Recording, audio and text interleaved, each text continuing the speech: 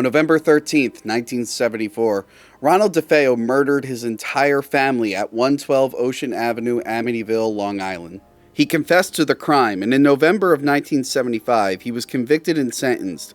He is currently serving 6 concurrent sentences of 25 years to life in prison. The next month, the Lutz family moved into 112 Ocean Avenue. 28 days later, George, Kathy, and their 3 children left the house. They claimed they were terrorized by paranormal activities in their home. Their story would go on to be told in the book The Amityville Horror in 1977, and the film by the same name in 1979. Their story claims that a priest became ill when blessing the house and was told to get out by a demonic voice. It also says that the house had a demonic hidden red room, that the walls would ooze green liquid, and that the daughter's invisible friend was a big pig or something. The book and film were so popular that they spawned an entire franchise. There was Amityville 2, The Possession, Amityville 3D, Amityville 4, The Evil Escapes, The Amityville Curse, Amityville, It's About Time, Amityville A New Generation, Amityville Dollhouse, The Amityville Horror Remake, The Amityville Haunting, The Amityville Asylum, Amityville Death House, The Amityville Playhouse, Amityville No Escape, Amityville Vanishing Point, Amityville Legacy, The Amityville Terror, Amityville Prison, Amityville The Awakening, The Amityville Murders, and lastly, The Amityville Harvest. But what's the truth? What really happened during those 28 days at 112 Ocean Avenue? Well, I'm going to tell you right now. Absolutely nothing. They made it all up. It's all a lie. I don't know if you guys were expecting like some crazy paranormal thing here where I analyze all the ghosts. No, they're just liars. George and Kathy Lutz, they're like known liars. And I can't believe this movie spawned this big of a series. And the book too, and their story. Yeah, I actually really like the Amityville Horror movie, the original, but it is just based on total lies. There's some funny stuff I looked up, because I haven't looked into the case in a long time. The priest in the movie and book, who was attacked by the Get Out voice, and in the movie I think flies cover him, and he gets boils and stuff.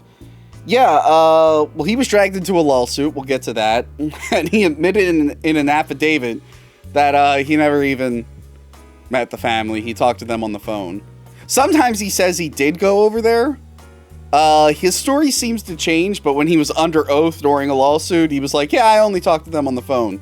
So, that's all crap. Let's see. The family talked about how there were broken locks and stuff on the doors, and, like, the owners that went in after them, they were like, no, everything's fine.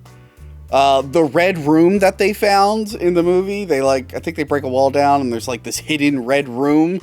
That's just a closet under the stairs, and every other owner was like, yeah, it's real obvious. It wasn't hidden. The previous owners had to have known about it. The Lutzes should have definitely known about it. It wasn't a mystery or a surprise or anything. It was just a little closet they had. What else did they do? Oh yeah, they, in the book, they claimed that the house was built on a site where Native Americans would send their crazy people to die. And the local Indians, the Shinnecock Indians, they basically said, like, yeah, that never happened. What are you talking about? So they're way to drag the Native Americans into this, Lutz. That's kind of mean. So they also claimed that there were, like, hoof prints in the snow. I mean, okay, it doesn't really scream demon, but I get it. Demons are supposed to be like goats or whatnot. But someone did some investigation, and it turns out it wasn't even snowing when they claimed that incident happened, so that's pretty funny. I think they've also said that they called the cops a couple times to investigate, and I think the police were like, no, we have no record of us ever visiting them. This is where it gets weird. I have it here.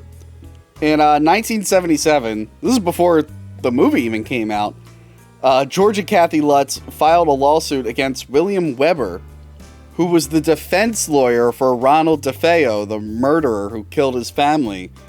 Apparently, those two came up with the whole ghost story together.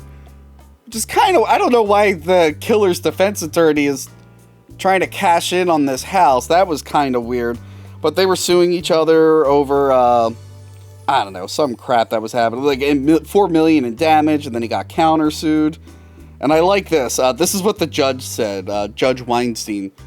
He said, based on what I've heard, it appears to me to a large extent that the book is a work of fiction, relying in a large part upon the suggestions of Mr. Weber. So it seems like this Ronald DeFeo's defense attorney came up with the story and fed it to George Lutz, and then they tried to do some kind of scheme to sell this book, and then when it got popular, I guess they got mad at each other. I don't know. This William Weber wrote, I know this book is a hoax. We created the horror story over many bottles of wine. Anyway, so there's the truth about the Amityville horror. It's just a house. Everyone who's lived in it since has said it's fine. They say the only real issue is people coming to the house and annoying them. They changed the look of the house, and they changed the address. They didn't move it. It's in the same place, but they changed the address because too many people were showing up. They got rid of the iconic windows. Yeah, so the whole movie is a lie. Made up by a murderer's defense attorney who didn't even get the guy out of... I mean, he confessed. Well, how much can he do? Yeah, so I just wanted to talk about this because I've always loved this movie, but it's just so funny when you look into the true story and find out it's not true at all. And yet, we're still milking it. Like, look at this. Like, the last... Okay. Since the remake, there has been 1, 2, 3, 4, 5, 6, 7, 8, 9, 10, 11, 12 movies since the remake. Not counting all the ones before that. They're still pumping out Amityville movies like every other year. It's insane. All based on a lie. All based off a crazy guy's lie that he made up when he was drunk with some lawyer. It's hilarious. George Lutz claimed that his story was true. He just embellished it a little bit. There's a lot of evidence to the contrary, but I myself have never been to Amityville or Long Island, so I don't know. Luckily, I know someone who grew up in Long Island, not too far from Amityville. Let's see if he ever found anything creepy or spooky there. Hey, Kieran. Yeah, you grew up in Long Island, right? Yeah. Did you ever see anything weird in Amityville? I almost got stabbed in Amityville one time. By a ghost? No, by a person.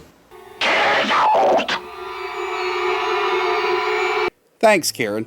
Anyway, this was a fun little video I wanted to do. I want to try and get out some random videos on Wednesdays. I think you guys have been seeing I've been getting weird products sent to me and just reviewing them. So I want to do videos like this that sprinkle in between. And of course, Mondays you have Talking About Tapes, and Fridays you have Cassilla versus the Pod Monster. So if there's anything you want me to talk about, it could be about anything, hopefully film related, let me know in the comments. And yeah, check out Amityville Horror. It's not a good movie, but it's a classic. It's a classic at my house. It's a fun time. Bye.